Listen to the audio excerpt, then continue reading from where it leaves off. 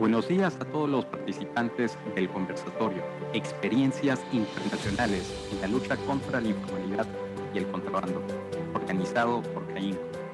Damos a todos ustedes la más cordial bienvenida, donde hoy compartiremos valiosa información de la mano de especialistas de larga trayectoria. Antes de iniciar, permítanme agradecer a las instituciones que hacen posible esta actividad.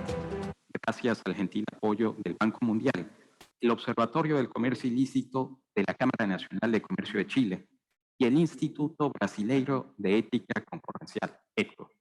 Sin más preámbulos, permítame presentar a nuestro primer invitado de lujo, Santiago Croce, Senior Private Sector Specialist del Banco Mundial, quien nos hablará acerca del proyecto sobre ambientes aptos para los negocios. Antes de iniciar, comentamos que Santiago es uno de los supervisores del nuevo proyecto Doing Business Enabling Environment del Banco Mundial. Previamente fue gerente del programa Doing Business desde octubre de 2017 a noviembre del 2019, cuando dirigió la producción de algunas ediciones del estudio, conjunto del Banco Mundial. Por supuesto, cuenta con una vasta experiencia liderando la generación de informes, reportes, tanto para el sector público como para el sector privado. Bienvenido, Santiago. Adelante, la audiencia es toda tuya. Hola, ¿qué tal? Muy buenos días. Solo confirmar que me pueden escuchar. Te escuchamos, Santiago. Positivo. Perfecto. ¿Y pueden ver la presentación? Ahora sí podemos verle. Si la pones en modo presentación, ya está. Perfecto, debería estar ahí. Buenísimo. Muy buenos días a todos. Mi nombre es Santiago Croce, yo soy uno de los supervisores de este nuevo proyecto que estamos desarrollando en el Banco Mundial, que se llama Business Enabling Environment Report, el reporte BEE, y que va a reemplazar al reporte Doing Business, que fue descontinuado por el banco en el 2020. El objetivo es hacer una evaluación cuantitativa del entorno empresarial para el desarrollo del sector privado. La idea es que vamos a tener una publicación, una base de datos anual, que va a cubrir un gran conjunto de economías a nivel mundial. Como van a ver en los slides posteriores, nosotros vamos a cubrir alrededor de 150 países alrededor del mundo. Evidentemente la idea con esta nueva base de datos era de contribuir a los dos objetivos fundamentales del Grupo Banco Mundial, que son poner fin a la pobreza extrema y promover la prosperidad compartida. Y creemos que eso se puede alcanzar a través del desarrollo del sector privado, porque, como lo demuestran varios estudios, el sector privado suele ser el motor de las economías de los países y suele ser la principal fuente de trabajo para la sociedad. El proyecto BEE va a tener tres objetivos específicos. El primero va a ser el de promover reformas. En ese sentido, el reporte Doing Business fue siempre muy exitoso porque era una plataforma sobre la cual se podía tener un diálogo entre el Banco Mundial, el gobierno, y después entre el gobierno y la sociedad civil, principalmente con el sector privado. Nosotros vamos a aportar, creemos que vamos a poder replicar esto con el reporte BEE a través de los datos que vamos a poder proporcionar. Y a través de ese diálogo lo que queremos conseguir es, evidentemente, promover políticas públicas de desarrollo del sector privado. Todos los datos que nosotros vamos a publicar se van a basar en mejores prácticas internacionales. De esa forma los gobiernos van a poder ver qué tan cerca o lejos están de esas mejores prácticas y poder identificar los obstáculos para poder promover el sector empresarial, el ambiente de negocios. El tercer objetivo, evidentemente, con cualquier ejercicio de este tipo, es el de promover la investigación para el desarrollo. Los datos BEE van a ser partes formales del trabajo analítico del banco. Van a ser un bien público que se van a publicar en nuestro website y van a estar a disposición tanto de cualquier parte interesada, sea de la academia o cualquier otro sector, que quiera utilizarlos para la investigación del desarrollo, para el desarrollo del sector privado. Y evidentemente tenemos una ventaja, y es que tenemos la experiencia, ya tuvimos la experiencia del reporte Doing Business. El reporte Doing Business fue muy exitoso, se publicó durante casi 20 años, tuvo un gran impacto a nivel internacional, muchas reformas se inspiraron en esa publicación, y fue un éxito en términos generales. Aún así, nosotros sabíamos que habían ciertas limitaciones metodológicas que ese reporte tenía. Para darles un ejemplo, ese reporte analizaba todas las leyes y reglamentaciones en vigor desde el punto de vista exclusivamente de la empresa. O sea que nosotros nos centrábamos en ese entonces en la carga regulatoria que las empresas locales debían enfrentar a la hora de hacer una transacción en un tema específico. El otra limitación que tenía era que la mayor parte de la información que usábamos para puntuar, hacer los scoring de los países, era de naturaleza de jure, es decir, que analizábamos principalmente lo que decía la ley, la letra de la ley o de las reglamentaciones en vigor, no tanto lo que pasaba en la práctica. Finalmente, la filosofía de ese reporte era de centrarse puramente en la comparabilidad de datos. ¿Qué quiero decir con esto? Que todos los indicadores de aquel reporte, del reporte Doing Business, se construían alrededor de un caso de estudio. Y estos casos de estudios tenían varios parámetros, varias hipótesis para asegurar que la misma exacta transacción se midiera entre un país y otro. Esto aseguraba la comparabilidad, pero en ciertos casos habían problemas de representatividad de los datos. La empresa hipotética que estábamos analizando, la situación hipotética tal vez no era la más común en ciertos países. Con el Business Enabling Environment Report lo que queremos hacer es tener una visión más equilibrada. Vamos a seguir viendo la carga regulatoria, vamos a seguir analizando cómo las leyes impactan a las empresas, pero también vamos a tratar de ver cuál es el beneficio general para el sector privado que estas leyes y reglamentaciones tienen. Para darles un ejemplo, el Business Enabling Environment Report va a tener componentes medioambientales. Vamos a ver las regulaciones que protegen al medio ambiente. Estas pueden llegar a ser una carga para las empresas a corto plazo, pero consideramos que a mediano y largo plazo es algo muy importante para el desarrollo del sector privado y para el bien de la sociedad en general. Entonces, esto va a ser algo que va a ser visto de forma positiva en este nuevo reporte. El otro aspecto que va a ser que es importante de mencionar es que además de la carga regulatoria vamos a darle un peso muy importante a la calidad de los servicios públicos.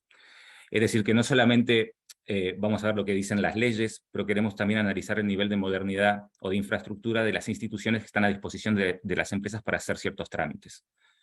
Esto era algo que no hacíamos en el reporte de Doing Business. El otro cambio va a ser que vamos a darle mucho más peso a la información de facto, es decir, a la implementación en la práctica. Vamos a seguir viendo lo que dicen las leyes, el contenido de las reglamentaciones, pero vamos a también tratar de entender cómo estas son aplicadas en la práctica, en el día a día. Y finalmente, vamos a seguir manteniendo cierta comparabilidad de datos, pero vamos a tratar de tener, como dije, mucha más representatividad, valor representativo de estos mismos datos. Y esto lo vamos a conseguir a través de una nueva metodología de recopilación de la información. En el reporte Doing Business nosotros nos centrábamos pura y exclusivamente en obtener la información a través de consultas de expertos. Es decir, que nosotros les mandábamos cuestionarios a abogados, a contadores, arquitectos, y ellos respondían a esos cuestionarios y nos daban la información tanto de jure o de facto que necesitábamos para hacer la puntuación de los países. Y estos expertos eran en su enorme mayoría del sector privado. Vamos a seguir haciendo esto en el reporte B, pero vamos a complementar, enriquecer los datos con encuestas de empresas. Vamos a recopilar datos de una muestra representativa de empresas formales en todos los países que nosotros vamos a cubrir en este nuevo reporte. Esto nos va a dar dos ventajas. Uno, darle más peso a la implementación, porque vamos a ver cuál es la experiencia que estas empresas han tenido a la hora de hacer alguno de los trámites que vamos a medir.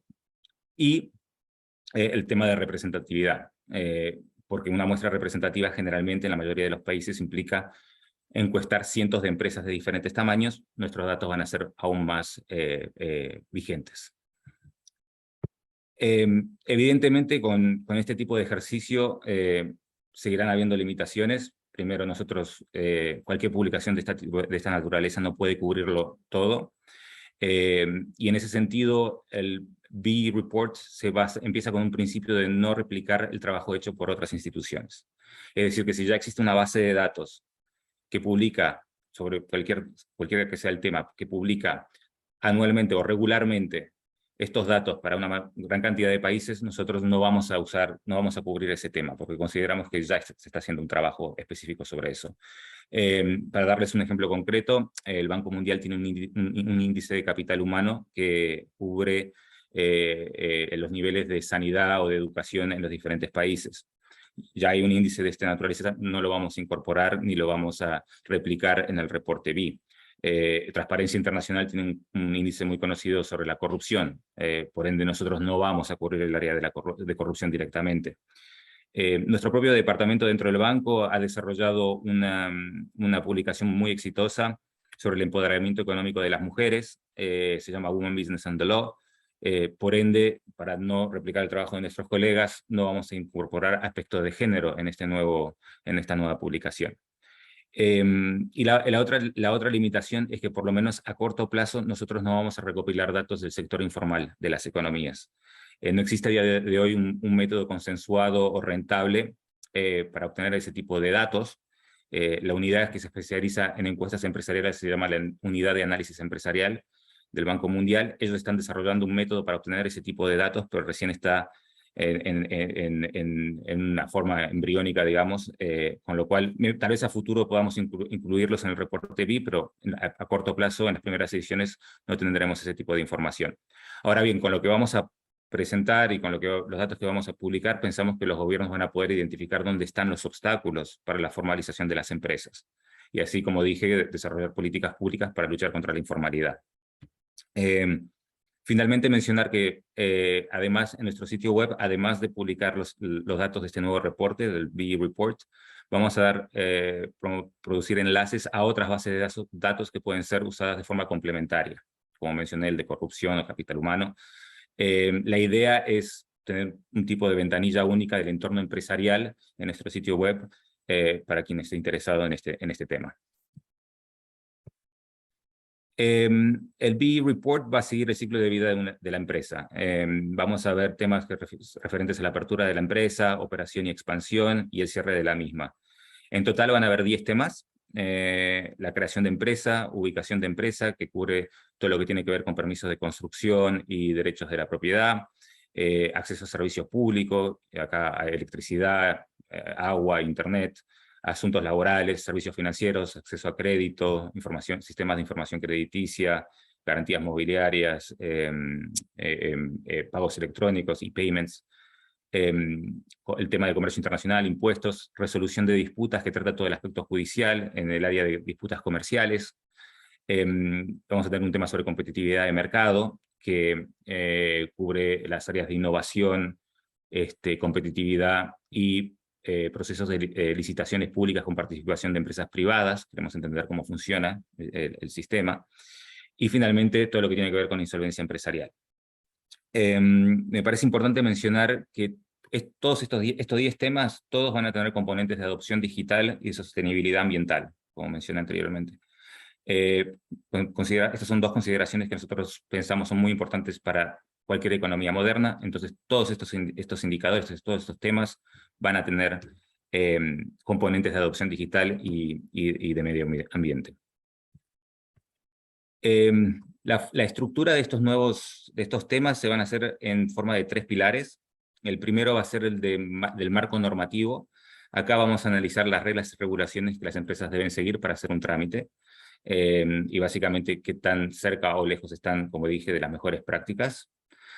El segundo pilar va a ser el de servicios públicos. Acá queremos ver, como dije, el nivel de modernidad, el nivel de la infraestructura, de las instalaciones que son proporcionadas por el gobierno para poder hacer alguno de los trámites. Pueden ser las cortes, el registro de compañía, el registro de la propiedad.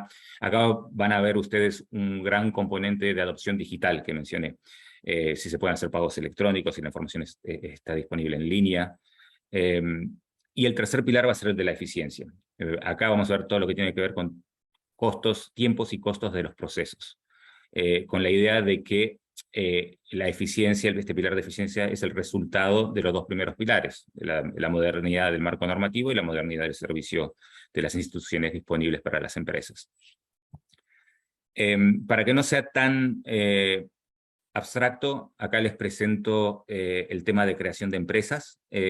Acá pueden ustedes ver los 3 pilares. El primero es el marco normativo, con las mejores prácticas en términos de registro de empresas.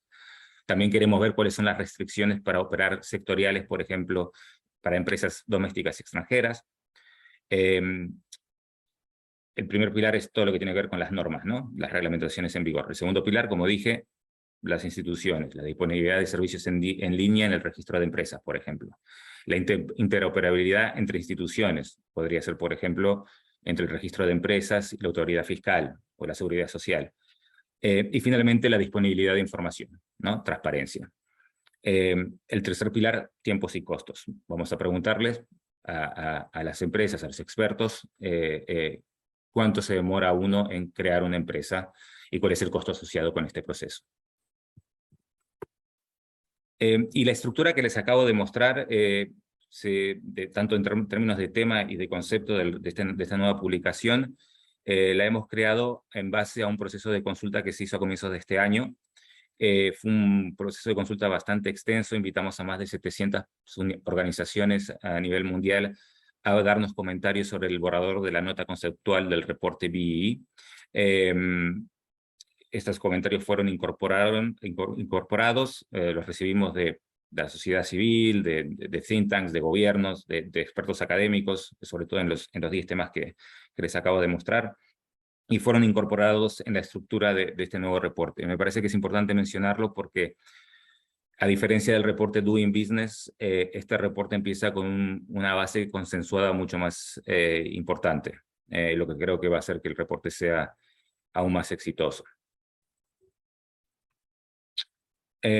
Y la idea acá es que el lanzamiento de este nuevo reporte se haga de forma gradual. Las 3 primeras ediciones que vamos a publicar son consideradas la fase piloto de este proyecto. Vamos a utilizar esta oportunidad para refinar temas metodológicos con los datos que vamos a ir obteniendo. La primera edición, el BEE 2023, se va a cubrir 50 países. En esos 50 países vamos a colectar información a través de consultas de expertos, con expertos y a través de encuestas empresariales. Y a partir de ahí vamos a ir expandiendo la cobertura del reporte. Quiero mencionar que los datos que se van a obtener a través de encuestas empresariales para un país se van a ir renovando cada 3 años. Y esto se debe a 2 motivos. Uno es que en nuestra experiencia, los datos obtenidos a través de encuestas empresariales suelen tener menos variabilidad de un año a otro cuando se colectan anualmente, entonces tienen menos interés, por una parte, y segundo, por un tema de costos. Es una metodología mucho más costosa, con lo cual, para tener un proyecto viable a largo plazo, hemos decidido que estos datos se publiquen cada 3 años. Y esperamos tener un impacto por lo menos igual de grande que el que tuvimos con el reporte Doing Business. Esto necesita de una estrategia de comunicación y difusión. Vamos a utilizar en los próximos meses para socializar la metodología de este nuevo reporte. De hecho, mi participación en este evento tiene que ver con esta idea de transmitir el contenido de esta nueva publicación que vamos a tener en el Banco Mundial. Una cosa que sí quiero mencionar es que, a diferencia del reporte Doing Business, esta nueva publicación no va a tener rankings de países. La idea es centrar el foco del Business Enabling Environment Report en el progreso que hacen los países a través del tiempo, no tanto en la comparativa de unos a otros. Y otra cosa que va a ser, en la que vamos a hacer un esfuerzo importante, es en compartir material explicando qué es el reporte, cómo se produce y exactamente qué temas trata. Vamos a hacer notas metodológicas sobre cada uno de los indicadores, de los temas que les mencioné. Esos 10 temas van a estar disponibles en nuestro sitio web a finales de este año. Vamos a hacer una guía metodológica que va a cubrir todos los protocolos que vamos a seguir a la hora de colectar los datos, analizarlos y publicarlos. O sea, la producción en sí del reporte también va a estar disponible en nuestro sitio web.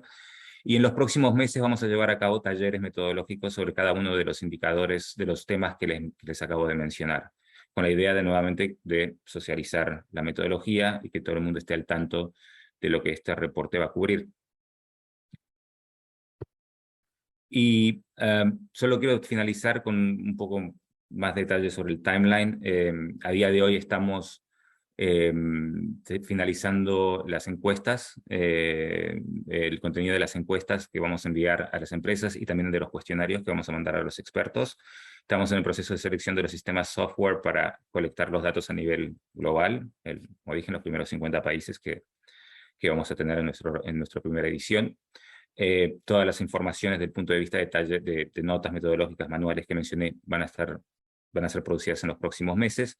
Y la idea es que en enero del 2023, a más tardar febrero del 2023, nosotros empecemos formalmente la colección de datos en esos 50 países. Y que la primera edición del reporte BI se publique en diciembre del próximo año.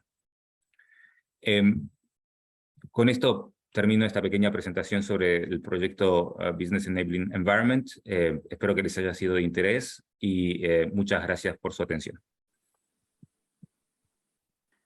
Santiago, muchas gracias por la excelente presentación. Tenemos algunas preguntas para usted. Bueno, con relación a esta investigación y tomando en cuenta que ya extrañamos lo que es el Doing Business Report y ahora el nuevo enfoque que están dando con el BI, nos parece espectacular. Santiago, ya que participaste en la elaboración del Doing Business Report, Bolivia se encuentra, de acuerdo a datos al 2020, en el puesto 150 de 190 países para hacer negocios. Esto influye en gran medida a la existencia de la informalidad. Brevemente, ¿qué casos de éxito reconoces para mejorar la facilidad de hacer negocios e impulsar la formalidad? Bueno, yo creo que el tema de la informalidad no es solamente específico a Bolivia, es en la región latinoamericana es muy presente. Yo soy originario del Uruguay y en el Uruguay también tenemos problemas de informalidad. Hay muchos casos de procesos de formalización que han sido exitosos. Yo recuerdo... Ahora bien, estos son datos de la época de Doing Business, pero un país que logró luchar contra la informalidad, no tanto no de nuestra región, pero que fue un caso muy exitoso en aquel entonces fue el de Ruanda, que era un país que venía de un conflicto civil años atrás y que fue uno de los países que implementó el mayor número de reformas referentes al sector privado. Y ellos lograron, de cierta forma, teniendo en cuenta sus limitaciones, mejorar todo el aspecto de la formalidad de las empresas. Fueron muy activos tanto en reformas Doing Business como en reformas que fueron más allá del reporte en sí, particularmente. Ahora bien, Bolivia estaba en esa posición en el reporte Doing Business. No sabemos cómo van a ser, cuál va a ser la posición de Bolivia en este nuevo reporte. Como les dije, son temas que van a ser, que son diferentes por un lado, y vamos a cubrir otros ángulos que no cubríamos en el reporte Doing Business. Entonces, tendremos que esperar para ver en qué situación, cuáles son los datos de Bolivia cuando publiquemos las próximas ediciones de este reporte. Gracias, Santiago. Y aprovechando su vasta experiencia, ¿podría darnos un mensaje a modo de conclusión para que insistamos a nuestras autoridades sobre la necesidad de mejorar el clima de negocios en nuestro país? Bueno, yo creo que es algo que es aplicable también a Bolivia y a muchos países, que es que los datos que vamos a ofrecer son una oportunidad para mejorar. El sector empresarial es clave en el desarrollo de cualquier economía. Es en el interés de todos de que los procesos de empresas para la creación, tanto para la operación, sean lo más fáciles, transparentes posible, porque es la mejor manera de luchar contra la informalidad. Uno quiere que la gente, potenciales empresarios, quieran participar de la economía formal del país. Y en este sentido yo creo que, como mencioné, tener estos datos a disposición deben ser una oportunidad para el gobierno para empezar a tener un diálogo, no de confrontación, sino de colaboración para crear políticas públicas que sean efectivas. Nuevamente, muchas gracias, estimado Santiago, por acompañarnos en este espacio. Hasta una próxima oportunidad. Muchísimas gracias. Siguiendo con el programa, damos la bienvenida a nuestra siguiente especialista, Verónica Pérez, presidenta del Observatorio de Comercio Ilícito de la Cámara Nacional de Comercio de Chile, quien presentará experiencias y herramientas claves para la erradicación del comercio ilícito. Verónica es periodista de la Universidad de Chile, magíster en Comunicación Corporativa de la Universidad Católica de Chile y titulada de la Academia Nacional de Estudios Políticos y Estratégicos del Ministerio de Defensa de Chile. Junto con la actual responsabilidad como presidenta del Observatorio de Comercio Ilícito de Chile, También ejerce como directora del OTIC, del Comercio y de la Caja de Compensación de Araucana. Bienvenida, Verónica. Le cedemos la palabra. Muchas gracias, Ian. Te pido por favor que me compartan pantalla para poder poner la presentación.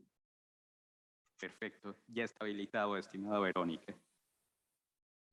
Muchísimas gracias. Ahora sí podemos verlo. Está cargando. ¿Me confirmas, por favor? Positivo, ya podemos Muchísimas verlo. gracias, Ian. Muy buenos días a todos y todas. Desde Chile, un saludo fraterno a todos los asistentes de este conversatorio virtual organizado por la Cámara de Industria, Comercio, Servicios y Turismo de Santa Cruz, Bolivia, a quienes agradezco de manera muy especial la invitación que extendieron al Observatorio del Comercio Ilícito de Chile para compartir nuestra experiencia. En los próximos minutos compartiré con ustedes los temas, estos 6 temas que ustedes ven en pantalla, y que son las experiencias o procesos que ha llevado adelante el Observatorio del Comercio Ilícito en Chile y que creemos que pueden resultarle de interés. El combate al comercio ilegal y al contrabando ha sido un pilar histórico de la Cámara Nacional de Comercio, y es por eso que en el año 2016 decide formar y lanzar el observatorio, con el objetivo de ser una institución creíble, que aporte información, que vincule al mundo público y privado y que colabore en la creación de políticas públicas para enfrentar estos fenómenos. Es interesante decir aquí que el año 2006 Chile nuevamente empezó a enfrentar un auge del comercio informal reflejado en las calles. Y lo que hicimos en ese minuto fue tener una discusión profunda y decir, bueno, no hagamos más de lo mismo, y hacer más de lo mismo era seguir culpando o atacando a la línea más débil del comercio informal, que es la expresión que se da en las calles con las personas que ejercen el comercio ambulante. Y definimos crear una estructura y un proyecto de largo plazo que justamente tuviese la misión, el objetivo y la visión que ustedes están observando en pantalla. Creemos que hemos avanzado bastante en estos años, pero ciertamente nos falta muchísimo todavía por recorrer.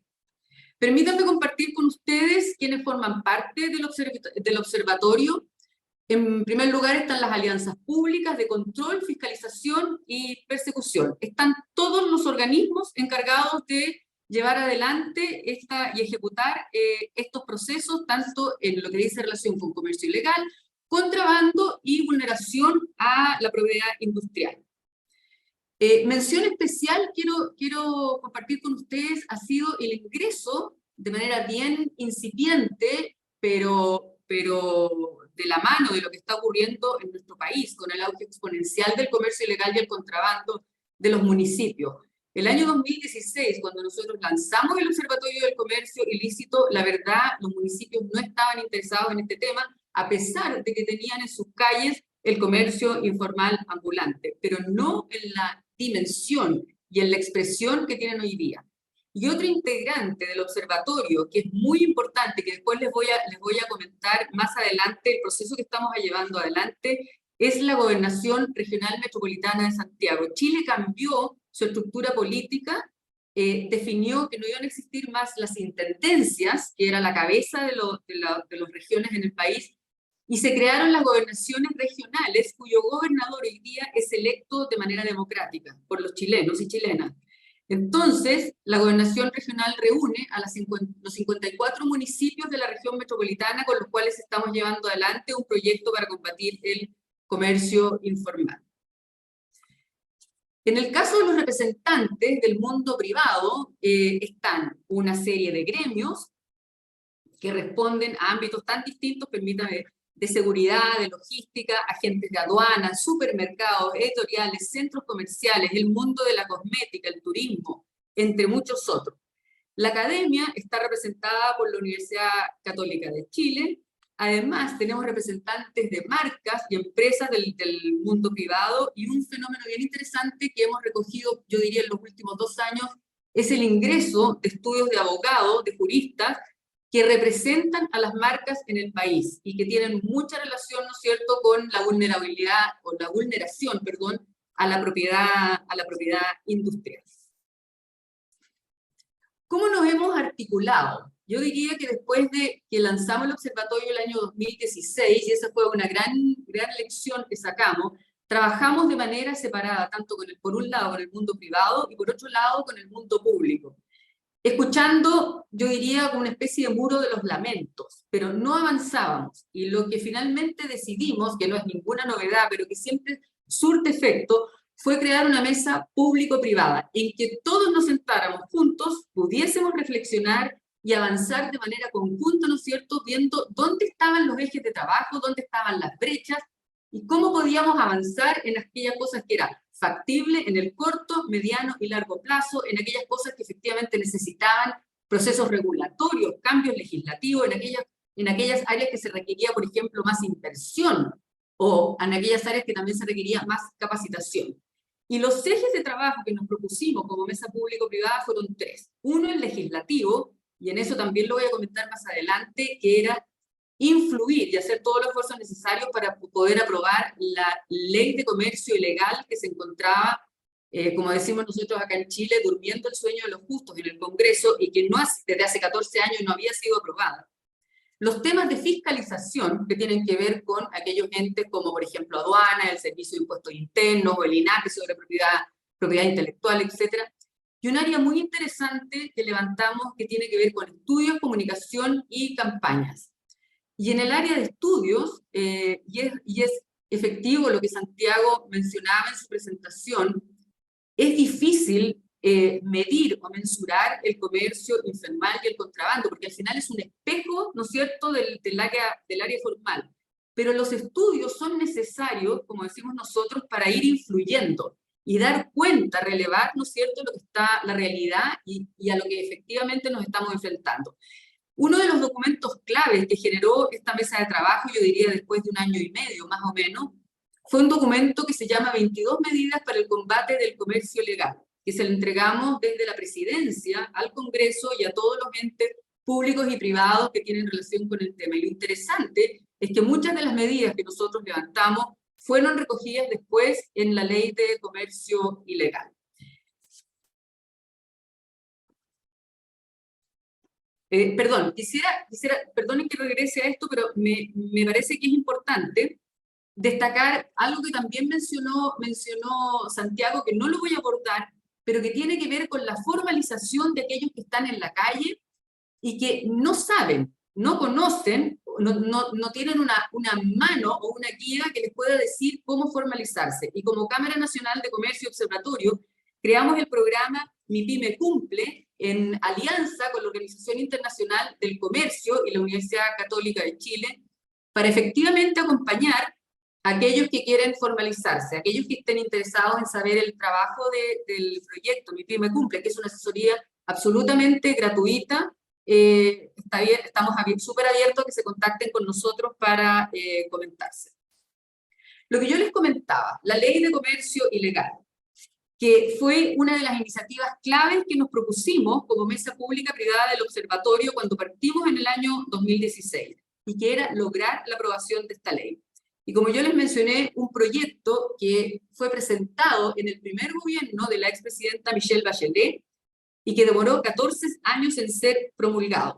El año 2021 fue aprobado de manera unánime por el Congreso y fue promulgado en febrero de este año por el presidente Sebastián Piñera antes de dejar su actual mandato.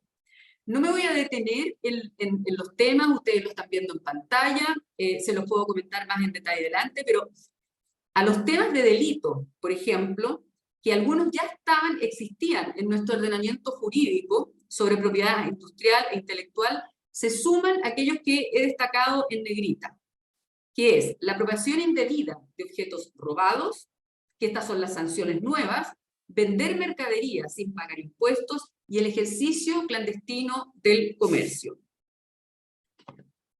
Esto nos parece clave, porque fue la incorporación de la figura de asociación ilícita en la ley. en la cual se explicitan las sanciones y multas respecto de quienes se asocian para cometer los delitos que ya mencioné en la lámina anterior. Sanciones que además aumentan en quienes ejercen como jefes de dichas asociaciones. Además, se declaran las facultades de investigación que se entregan a los organismos pertinentes para perseguir a estas personas.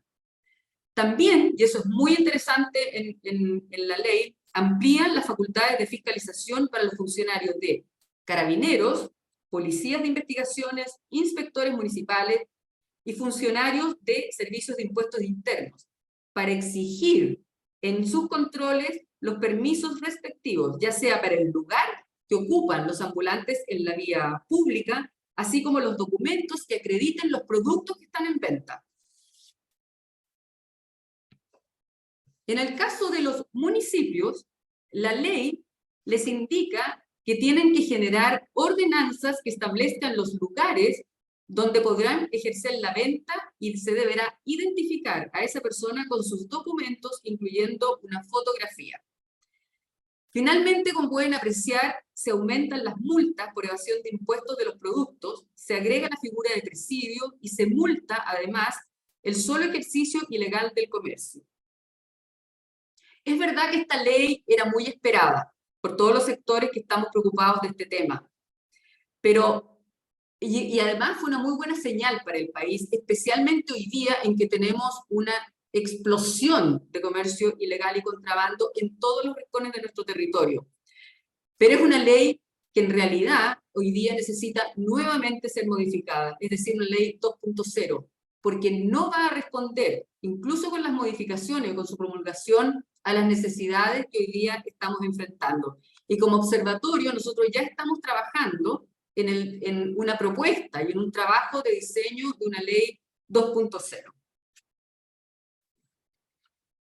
Quisiera compartir con ustedes ahora el tema de los estudios.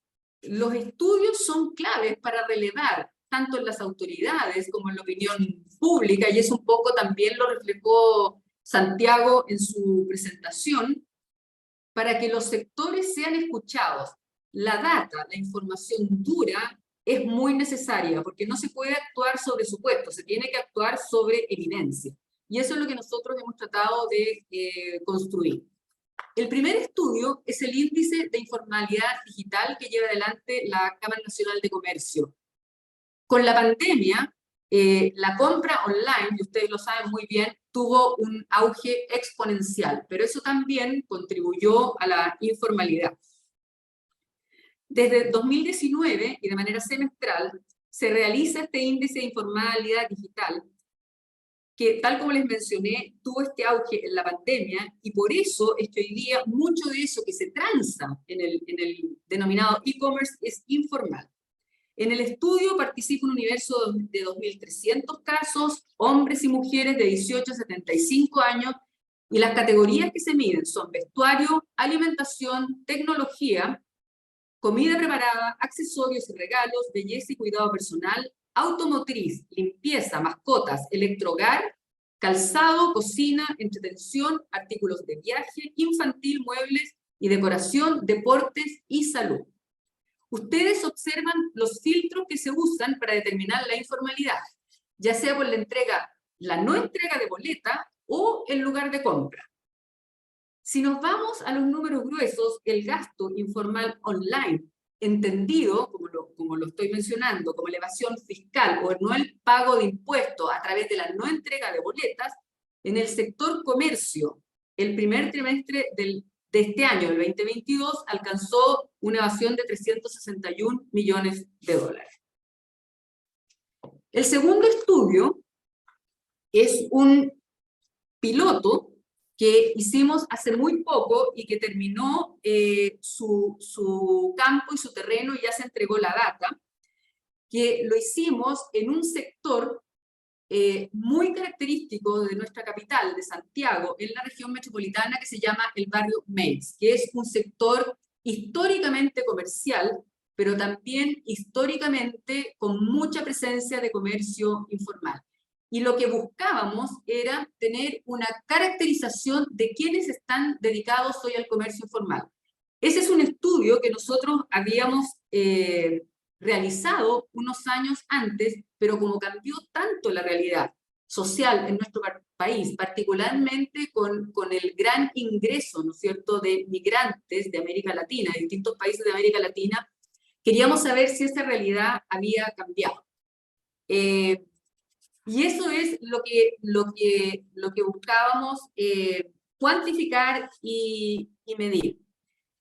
Ustedes lo están leyendo en pantalla, no me voy a referir en detalle a esto, pero sí quisiera tal vez destacar uno de los resultados más decidores que hemos observado de este piloto, que es el monto que los ambulantes informales obtienen por el ejercicio del comercio ilegal, que asciende a $1.200 mensuales.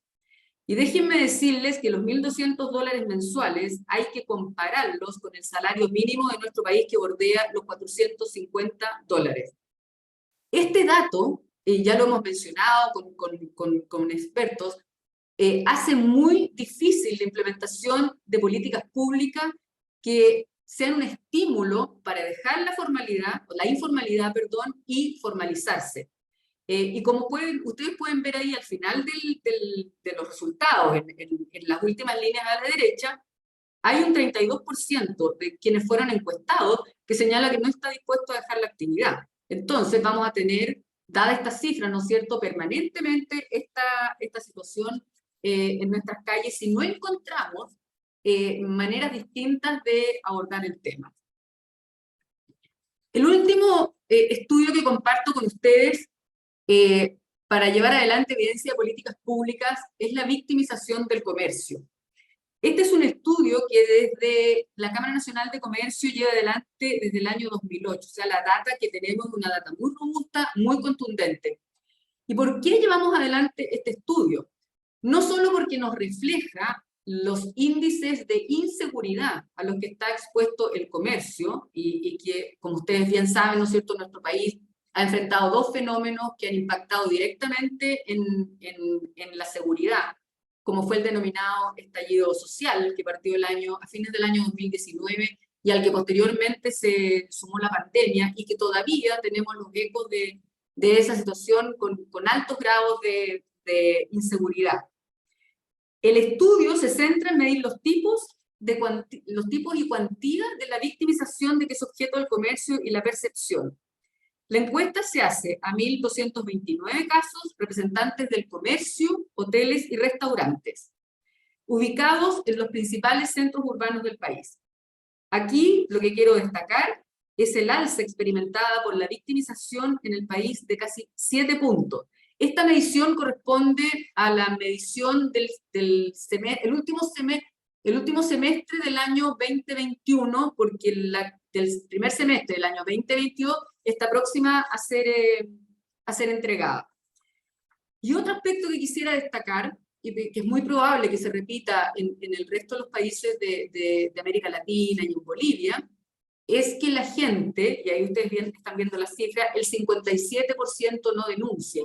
Y esto tiene directa relación con la desafección y con la falta de credibilidad que la gente tiene en las autoridades, en todas las autoridades. Es decir, no denuncian porque creen que no van a tener ningún resultado con su denuncia y que aquellos que cometen los delitos no van a tener ninguna sanción. Y este es un tema realmente preocupante.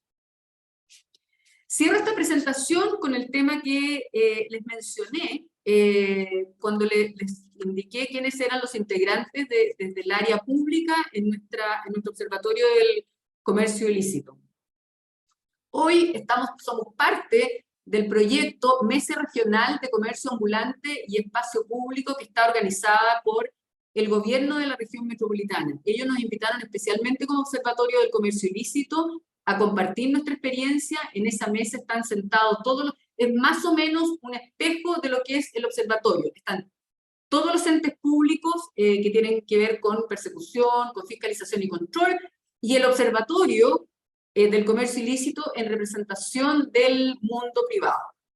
Se crearon 3 mesas de trabajo, que ustedes las ven ahí, que es persecución penal, regularización y reconversión laboral y fiscalización regional, que evacuaron un documento, y ese documento fue entregado en abril de este año, en abril, sí, al presidente Gabriel Boric, para compartir las medidas y los estándares que pudiesen ser aplicados a todas las comunas de la región metropolitana para llevar adelante el combate ilegal y al contrabando, y estandarizar todas las medidas que se puedan llevar adelante y que sean un común denominador para todos los municipios, es decir, actuar de consenso para enfrentar el tema. Como les comenté, fue entregada a las autoridades, y otro efecto importante de esta alianza con la gobernación es que hemos firmado un convenio para llevar adelante un estudio masivo en la región metropolitana, en el que va a participar además el Centro de Estudios de Políticas Públicas de la Universidad Católica, la Cámara Nacional de Comercio, el Observatorio y la Gobernación, para caracterizar el comercio ambulante, informal y legal en la región metropolitana. Y esto nuevamente va a servir de data para poder alimentar políticas públicas en relación a este tema. Disculpenme, no está avanzando la presentación. Ahí. Como última lámina, quisiera cerrar esta presentación señalando que cuando nosotros partimos pensando en cómo combatir el comercio ilegal y el contrabando, con todos los procesos, con todas las experiencias que yo les he compartido, hoy el trabajo nuestro está enfocado en llevar adelante propuestas para que surja lo antes posible una política de Estado para combatir el crimen organizado. El crimen organizado ya está en Chile, así como está en muchos otros países de América Latina. Eso es una realidad reconocida desde la Presidencia de la República hasta el último de los ciudadanos. La encuesta de victimización que yo les comenté, y si ustedes lo vieron, la gente ya señala que en sus barrios cercanos a su comercio ya hay crimen organizado, o sea, hay una logística que está detrás de los productos que se venden en las calles de nuestro país, y por eso nos parece y valoramos que se haya ingresado al Congreso un proyecto de ley de crimen organizado. Y lo último que valoramos es que recientemente se ingresó un proyecto de ley para crear el Ministerio de Seguridad Pública, que hasta la fecha la seguridad en nuestro país está a cargo de la Subsecretaría del Interior dentro del Ministerio del Interior, lo que hace muy difícil poder combatirla de una manera mucho más estructural, porque como ya les mencioné, la seguridad, el comercio ilegal y el contrabando al final actúan muy de la mano. Nuevamente, muchísimas gracias a los organizadores y espero que haya sido de interés esta presentación. Muchas gracias. Verónica, muchas gracias por esta excelente presentación. Tenemos un par de preguntas para usted con relación a la presentación que abordó. Desde su experiencia en marco al Observatorio de Comercio Ilícito de la Cámara Nacional de Comercio, ¿cuán necesaria es una ley de lucha contra el comercio ilícito? ¿Y en qué se estaría diferenciando con una ley similar a la lucha contra el contrabando? Muchas gracias, Ian, por la pregunta. La verdad, y todos lo sabemos, las leyes son necesarias porque dan el marco jurídico para abordar los problemas, pero no se agotan en sí mismas, ¿ya? Es decir, no basta la ley. Ahí basta convocar a la ciudadanía para que tenga conciencia, ¿no es cierto?, de los fenómenos que están ocurriendo y colaboren en su solución. Yo diría que el comercio ilegal y el contrabando van absolutamente de la mano. Es decir, aquí en Chile, por ejemplo, tenemos una cadena logística que ya está comprobado, ¿no es cierto?, en su trazabilidad, que están ingresando productos de mafias que hacen acopio en bodegas clandestinas, ¿no es cierto?, y que finalmente llegan, como dije, a la parte más débil de esta cadena logística, que son el comercio ambulante, personas que hoy día son usadas, utilizadas, ¿no es cierto?, por por estas bandas criminales. Por lo tanto, jurídicamente hablando, yo no soy abogado, no soy experta en leyes, ¿no es cierto? Pero el marco jurídico tiene que abordar, y por eso que nos alegramos mucho del proyecto de ley de crimen organizado, tiene que abordarlo desde el origen. Y eso va a permitir atacar efectivamente lo que es contrabando, comercio ilegal, informalidad, etc. Finalmente, Verónica, rescato una frase suya expresada en otras declaraciones. Muchos, con la excusa del desprestigio del empresariado y la política, permiten que el límite entre lo legal y lo ilegal se vaya difuminando. Al respecto, y a modo de conclusión, ¿puede darnos un mensaje final de reflexión? Yo diría que el mensaje final, Ian, y es por la experiencia que nosotros hemos aprendido en Chile, nadie tiene una bala de plata. La única forma de poder combatir este fenómeno, yo diría que son tal vez dos focos, o tres. Uno, que efectivamente existan leyes que colaboren con este tema. Dos, que exista el necesario trabajo público-privado. Cuando nosotros partimos con el observatorio, todos los entes públicos, incluso los privados, trabajábamos en silos, no compartíamos información. Y hoy día hemos logrado avanzar en compartir información, pero créame que falta muchísimo, ¿ya? Y esto tiene que ser una política de Estado. Y creemos que con el proyecto de ley de crimen organizado, y eso ya lo han dicho las autoridades, los entes públicos van a tener que trabajar de manera consensuada, compartiendo información y compartiendo procesos, porque esa es la forma de avanzar. Y tercero, yo diría muy importante, educar a la población. La población no tiene que apoyar, ni compadecer, ni entender al que está en la calle. Lo que hay que hacer al que está en la calle es ayudarlo a formalizarse. Hay que cortarle la cadena al crimen organizado, pero para eso hay que educar a la población, que tiene que entender que no tiene que comprar productos de contrabando, de comercio ilegal. Eso yo diría que es más o menos el esquema que visualizamos. Gracias, Verónica. Que tenga un excelente resto de la jornada. Muchísimas gracias, Mía. Muchísimas gracias a los que nos están escuchando virtualmente. Muy amables. A continuación presentamos a nuestro tercer invitado de esta mañana.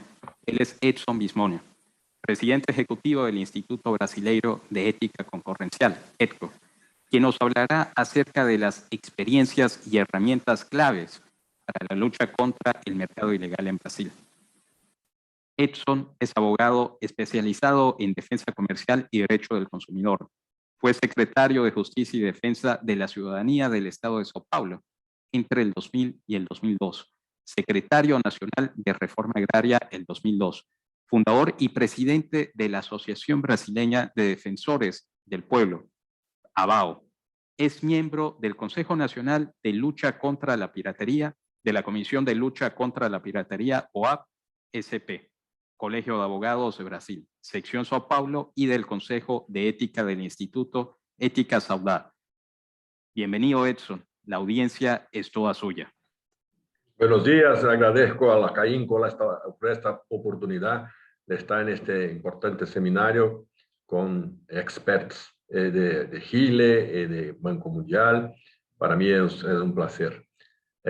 Voy a hablar en portuñol, un poco de la mistura de portugués con español, mas voy a presentar algunas experiencias. Déjeme ver si puedo compartir acá la mía.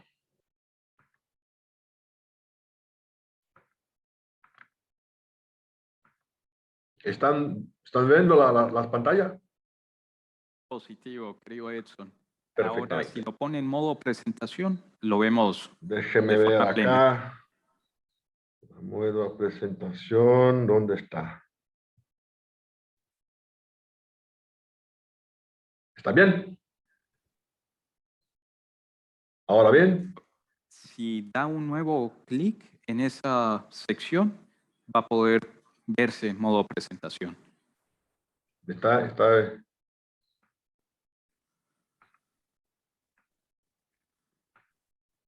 bien? Todavía no, pero podemos continuar bajo esa modalidad, estimado Edson. ¿Las pantallas están en los vídeos o no? Le pediríamos, estimado Edson, si comparte pantalla No el PowerPoint como tal. Es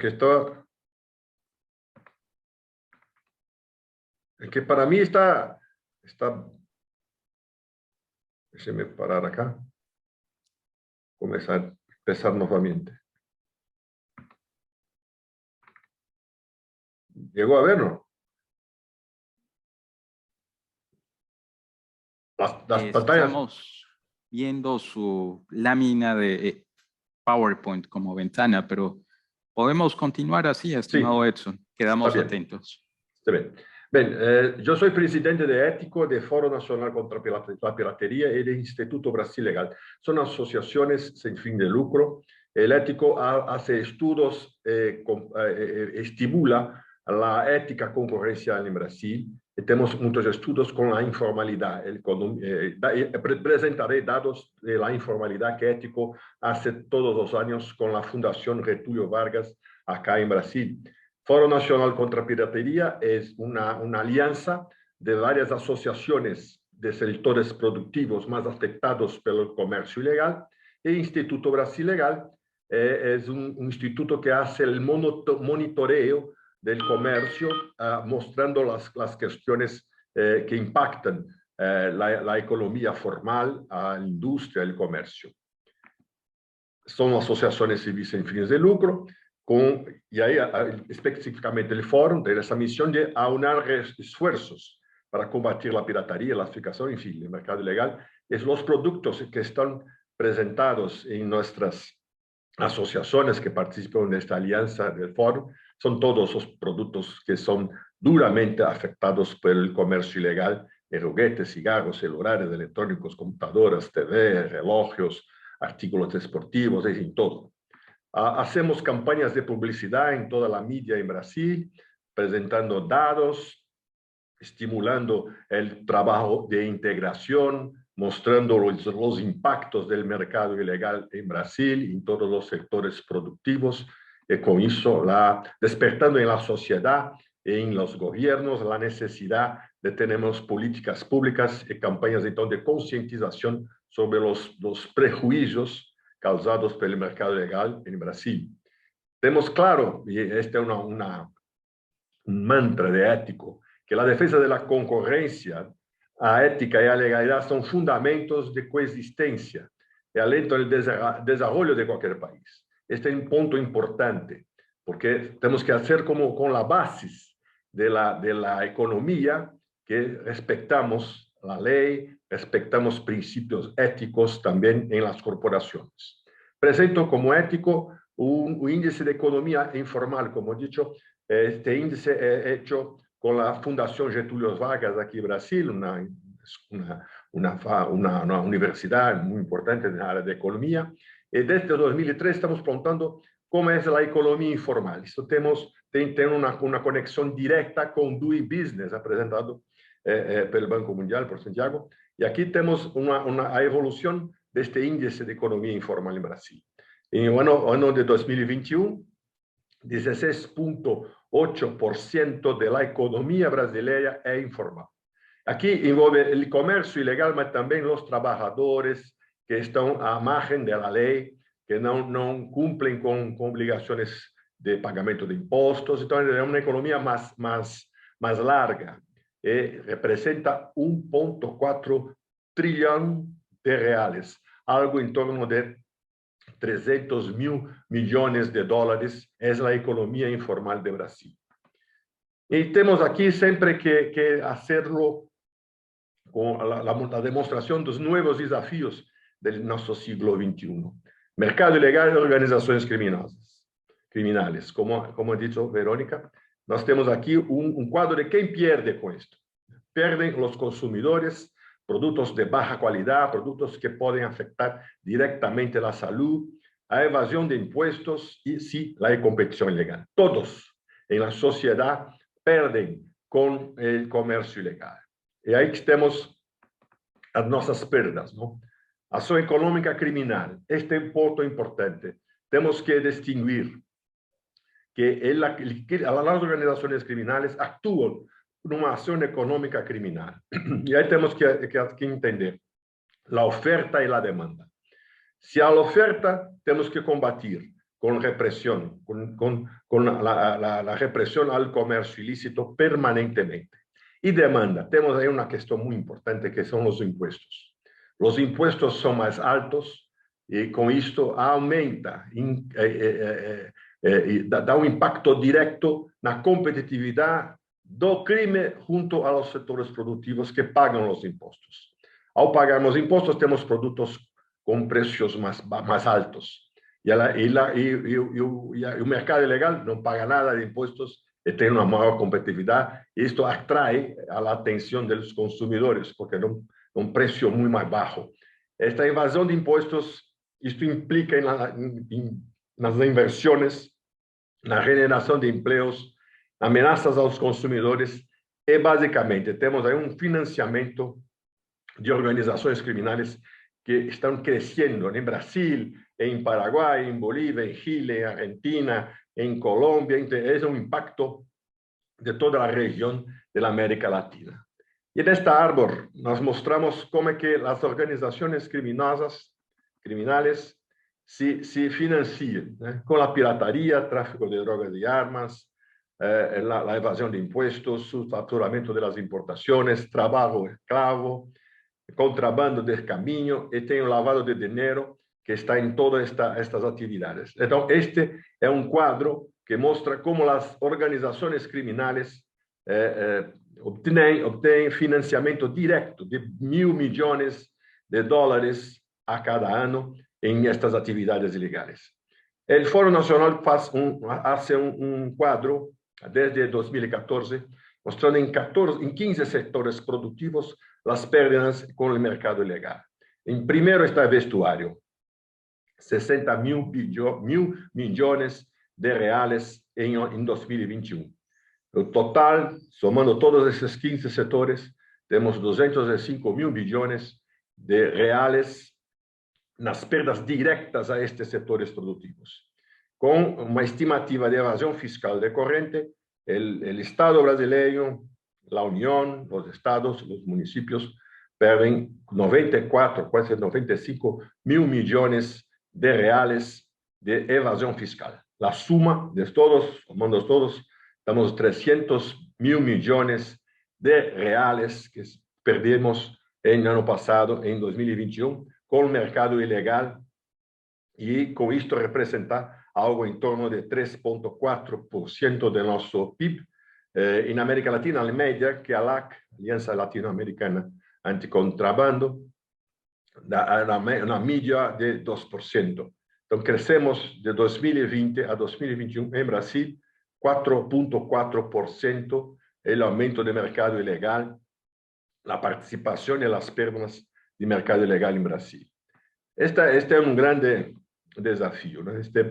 Las fronteras brasileñas con más de 10 países de la América del Sur, y tenemos aquí los puertos, los aeropuertos y los puntos de frontera, y tenemos ahí las conexiones. Tenemos, por ejemplo, una conexión muy sofisticada de bienes, de productos que vienen al puerto de Chile, del norte de Chile, me fui el nombre, que es un puerto franco, y atraviesa todo el desierto de Atacama, entra por Bolivia y Paraguay y llega a Brasil. Esto demuestra una demostración de cómo las organizaciones criminales actúan y cómo son sofisticadas en su trabajo, en su actividad ilícita. Los datos de Receita Federal son muy impactantes. Tenemos muy pocos funcionarios en la aduana de Brasil, 2.900, más menos por cuenta de la salida de muchos de servidores. Es algo insignificante para poder fiscalizar toda esta frontera inmensa. Solo la frontera seca del Brasil con los otros países tenemos 17.000 kilómetros de frontera. En gran parte tenemos acá a frontera de Amazonia, que es muy difícil de fiscalizar, mas también acá al sur una gran dificultad para podermos hacer los procedimientos de fiscalización. El contrabando de cigarrillos, como creo que también es un problema en Bolivia, en Chile, mas aquí en Brasil, 67% de las apreensões de contrabando no Brasil são de cigarrillos. Temos um aumento desproporcional de impuestos. Em Brasil aumentou 140% dos impuestos e hoje 48% de cigarros comercializados em Brasil, 48% é contrabando. E uma evasão tributária de 10 mil milhões de reais somente de cigarrillos. E a gran parte desses cigarrillos viene de Paraguai. Paraguai tem 8 fábricas e Brasil tem 3. Paraguai produz 70 mil milhões de cigarrillos e consumo interno é algo em torno de 2 mil milhões. Todo o resto é para contrabando. Para Brasil, significativamente, porque temos essa fronteira direta com Paraguai, mas também para outros países da América Latina. E questo è algo que importa dizer, que em Brasil, crime organizado, milícias estão tomando conta deste mercado.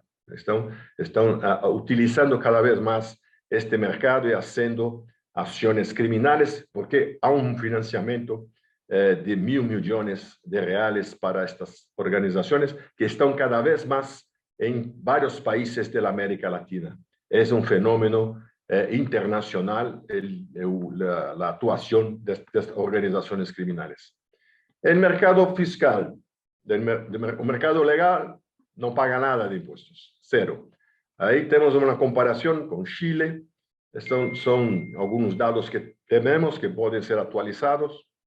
22% da participação é de produtos ilegais, de cigarrillos contrabandeados. Em Argentina, 14%, mas está começando a aumentar. E em Brasil, 48%. São ganâncias enormes, baixos custos. Este é o ponto. As tarifas, os impostos de cigarrillos internacionalmente são altos. Em Paraguai é muito baixo, é 20%, creio que seja 20%. Em Bolívia me parece que é 40%. Em Brasil vai de 70% a 90%, dependendo das províncias, mas é uma diferença muito grande de impostos entre um país e outro, e aqui está a demonstração disso, né? Como está a diferença de taxação de cigarrillos em Paraguai em comparação com todos os países da América Latina. Então, aumento da carga impositiva, simetria de impostos, frágil controle de fronteiras. São pontos que temos que trabalhar juntos. Nossos países têm que fazer um trabalho conjunto e as associações representativas dos setores produtivos têm que participar deste esforço de integração, de coordenação de ações. Não é mais um problema único de um país, é um problema de todo o nosso continente, de toda a América do Sul, de toda a América Latina. Então, é muito importante este momento deste seminário de CAINCO, porque podemos, com isto, cambiar experiências e trabalharmos juntos nesse necessário combate.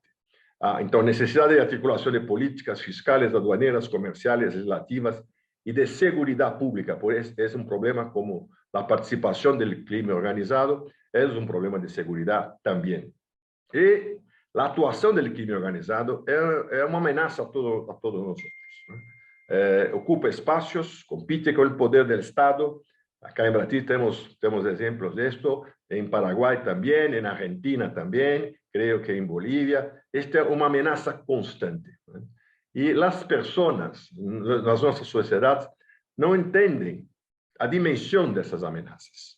Muitas vezes, ao perguntarmos aos consumidores por que compram um produto ilegal, porque é menos caro, é mais barato, é um produto que eu tenho acesso aos outros produtos brasileiros legais, o imposto é muito alto. E as pessoas têm esse diagnóstico muito presente.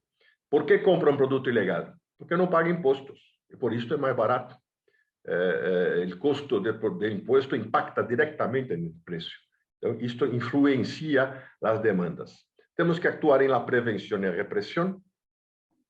Temos que combater uma certa leniência do próprio Estado com o comércio ilegal.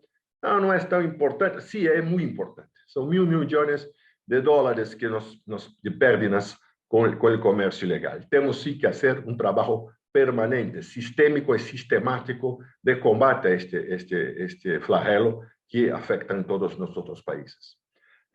Y cumplir las leyes.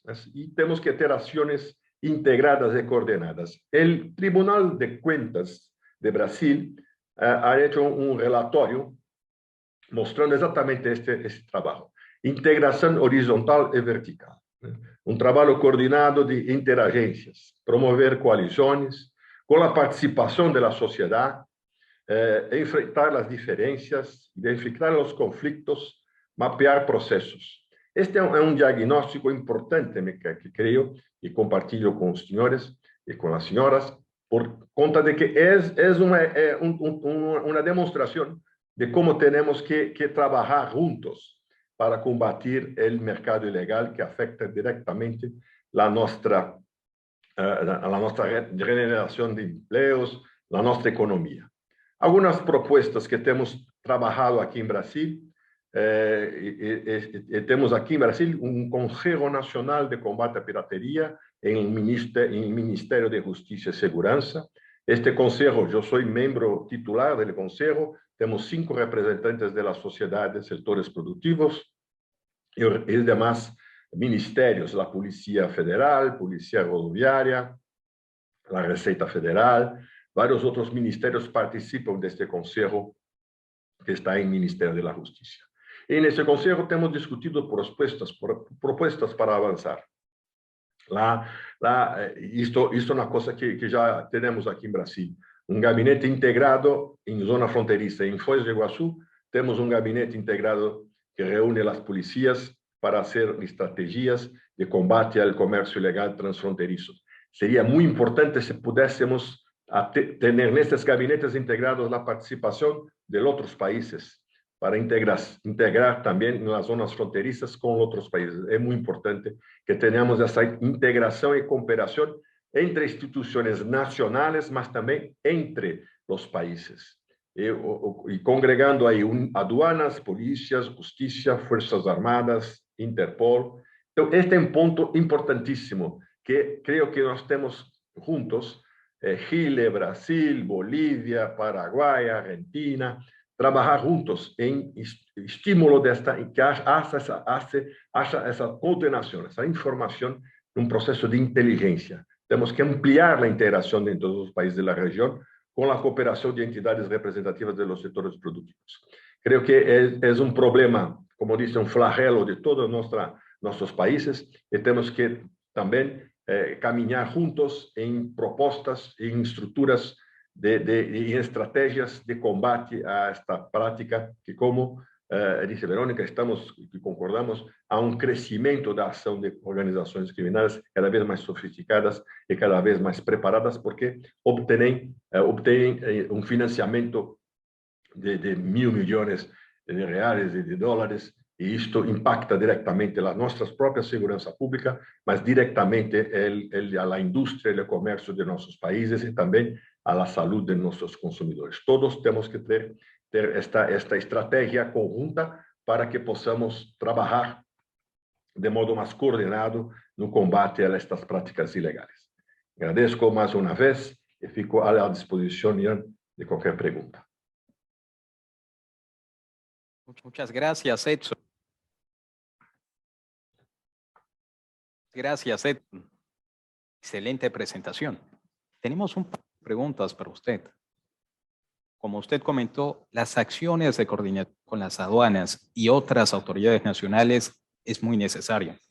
Sin embargo, también lo es la coordinación con otras autoridades de los niveles municipales, puesto que ahí es donde se comercializa la mercadería de contrabando. Desde EDCO, ¿tienen conocimiento de alguna coordinación con autoridades municipales? Sí. ¿Cómo les fue?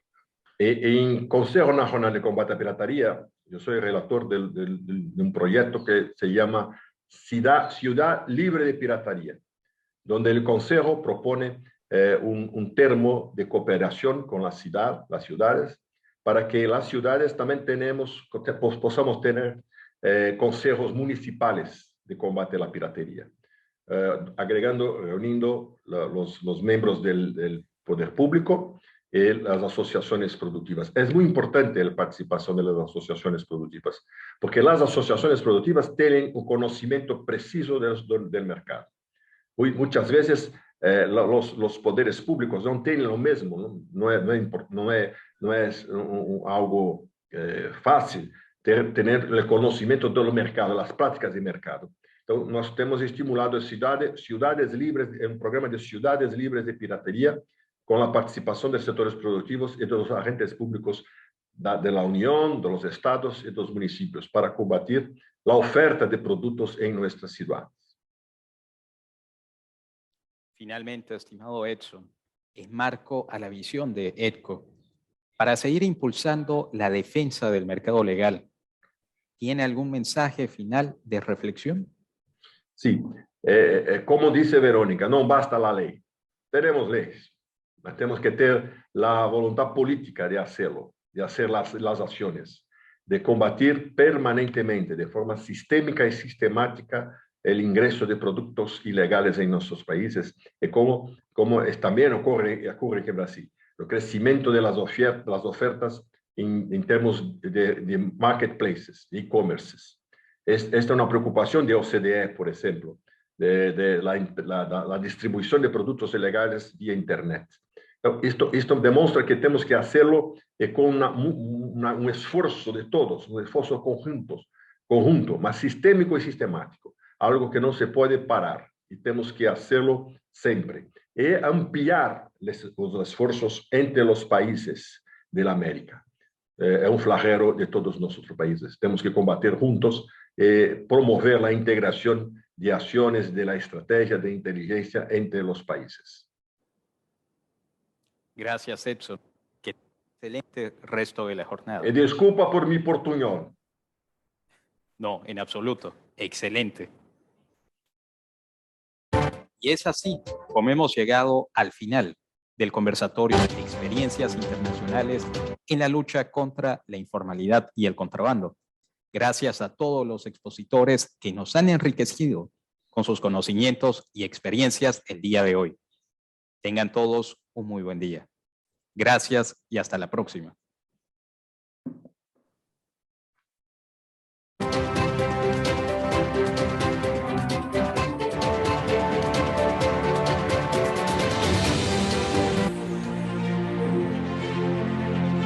Hace 107 años, un grupo de 15 visionarios se embarcaron en el gran desafío de impulsar el desarrollo de Santa Cruz, creando la primera institución que represente y respalde la tenacidad de los que se animaron a hacer empresa.